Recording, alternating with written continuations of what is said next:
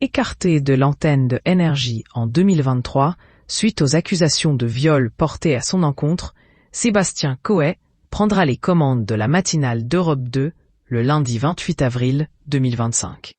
Dans une interview accordée aux Parisiens la veille, l'animateur s'est défendu dans cette affaire.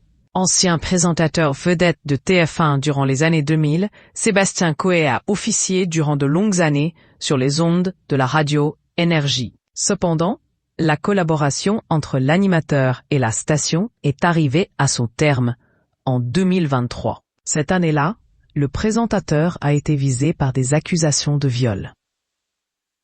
Par la suite, plusieurs femmes ont porté plainte contre lui, ce qui a provoqué l'ouverture d'une enquête préliminaire pour viol et agression sexuelle. Sébastien Coé a finalement été mis en examen dans cette affaire. Cependant, il conteste ce qu'il affirme être des accusations non seulement ignominieuses, mais surtout mensongères. Malgré cela, Énergie a décidé de se séparer de l'animateur.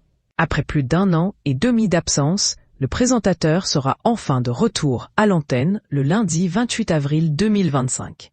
Il va ainsi prendre les commandes de la matinale d'Europe 2 en remplacement de Benjamin Castaldi. Une arrivée qui est très loin de faire l'unanimité. Les femmes ayant porté plainte contre Sébastien Coé y voient d'ailleurs une provocation. Sébastien Coé, je laisse la justice faire son travail. Interrogé par Le Parisien à ce sujet le dimanche 27 avril 2025, l'animateur s'est défendu.